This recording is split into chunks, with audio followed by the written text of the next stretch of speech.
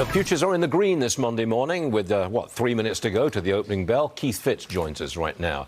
Now, Keith, in the past, you bought dips in technology stocks. Are you still buying any dips in technology stocks? Absolutely, Stuart. It doesn't feel good. It's scary. You grit your teeth, but this is how you make the big bucks. You buy low and you sell high eventually. Now, a lot of folks on the show have been saying, look, don't expect a real rally in stocks until the middle of this year. We'll reach a bottom in the next few months, and then we start going up in the middle of the year. What do you say to that? Well, you and I have talked about that a couple times, and I stick by that. I think the Fed's going to be forced to pivot about mid-June or so, and at that point, it's going to remove a lot of the currency headwinds, the rate headwinds. Technology is going to get a nice boost, and the time to buy is when everybody else is looking the other direction. Any particular technology companies in mind? You don't have to pick out Microsoft just because of me. Well, I'm going to be a good sport because I share your belief in that company. So Microsoft and Apple are absolutely at the top of my list. I was buying consistently last week. Hope I'm smart enough to buy more this week. I'm sticking away from the Amazons, the Metas, and the Googles of the world because I don't trust them, don't like them in this environment. Okay, any other group of stocks that you would say, yeah, get in there now?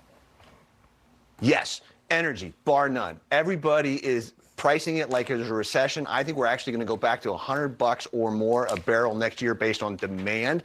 The charm offensive between Saudi Arabia and China is going to cause that. So that one to me is big dividends, reinvestment continuing into the future. I thought that, China comes back. I mean, they've walked away from COVID restrictions.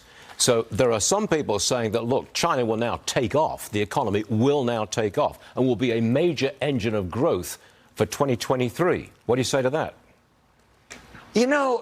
I've heard that argument a lot, Stuart, but having spent a lot of time in mainland China, I don't see that. I'd rather go in the surrounding Asian countries because of China rather than in China, if that makes sense. Now, what do you got on the CPI on Thursday?